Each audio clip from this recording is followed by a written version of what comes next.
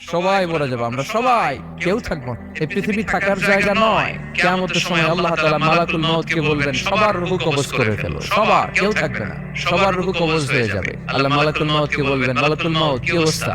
বলবে সব শেষ। মাইয়াব্বা, কে বাকি?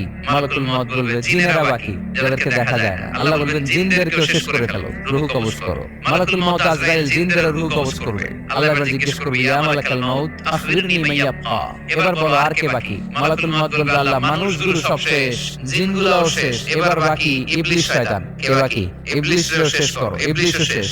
আল্লাহ আবার জিজ্ঞেস করবেন, ইয়া মালাকাল মউতি মাইয়াব্বা, আর কে বেঁচে আছে বলো? মালাকুল মউত বলবে, আল্লাহ আপনার কথা অনুযায়ী পৃথিবীর সব মানুষের রূহ কবজ করলাম, সব জিনদের রূহ কবজ করলাম, ইবলিসের রূহ কবজ করলাম, এখন আছে শুধু ফেরেশতা। আছে কারা? যাও ফেরেশতাদের রূহ কবজ করো, ফেরেশতাদের রূহ কবজ হয়ে যাবে। এবার আল্লাহ জিজ্ঞেস করবেন, ইয়া মালাকাল মউত আখবিরনি মাইয়াব্বা, মালাকুল মউত বলবে, আল্লাহ আপনার কথা মতো ধরে ধরে সব শেষ, ফেরেশতাও শেষ, চারজন ছাড়া। কয়জন ছাড়া?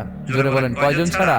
ইসরাফিল, জিবরাইল, মিকাইল, আজরাইল। আল্লাহ এই চারজন আমরা বাকি। আল্লাহ বলবে, যাও ইযহাব ইনতালিক ইলা জিবরিল ওয়াকবাদ রূহা, জিবরাইলের রূহ কবজ করো। ইযহাব ইলা ইসরাফিল ওয়াকবাদ রূহা, ইসরাফিলের রূহ কবজ করো। ইযহাব ইলা মিকাইল ওয়াকবাদ রূহা, রূহ কবজ করো। ওই তিন ফেরেশতাও শেষ। এবার আল্লাহ তাআলা জিজ্ঞেস করবেন, ইয়া মালাকাল মউত আখবিরনি মাইয়াব্বা, হে মালাকুল মউত আর কে বাকি আছে বলো?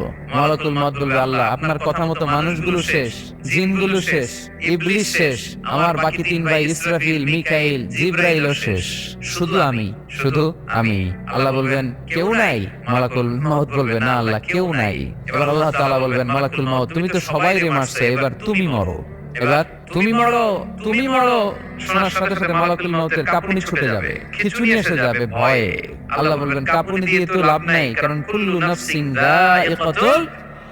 রব্বুল আলামিন বলবেন, মালাকুল মউত কেঁদো না, এটাই দুনিয়ার বিধান, আমি আল্লাহর দেয়া বিধান, এটাই, জন্মালেই মরতে হয়। যাও জান্নাত জাহান্নামের মাঝখানে একটা জায়গা আছে, জায়গাটার নাম হলো আরাফ। এই আরাফের মধ্যখানে যে দাঁড়াও, ওখানে যে মালাকুল মউত কাঁপতে থাকবে। মালাকুল মউত বলবে, আল্লাহ সৃষ্টির শুরুতে যদি জানতাম, সৃষ্টির শুরুতে যদি জানতাম সবাইকে মৃত্যু দান করার পরে, রূহ কবজ করার পরে আমাকেও মরতে হবে, তাহলে এই কঠিন দায়িত্বের ব্যাপারে আপনার কাছে ক্ষমা চাইতাম।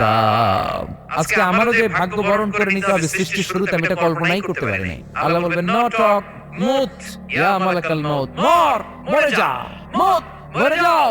বলার সাথে সাথে মালাকুল মউত এক বিকট চিৎকার হাঁকিয়ে মরে যাবে। মালাকুল মউতের চিৎকারটা সেদিন এত ভয়ঙ্কর হবে, বিষ্ণু ইসলাম বলেন, ওই চিৎকারের আওয়াজ যদি পৃথিবীর মানুষেরা কান দিয়ে শুনতে পেত, তাহলে কিয়ামত সংঘটিত হওয়ার জন্য আলাদা করে ইসরাফিলের সিংহার প্রয়োজন হতো না।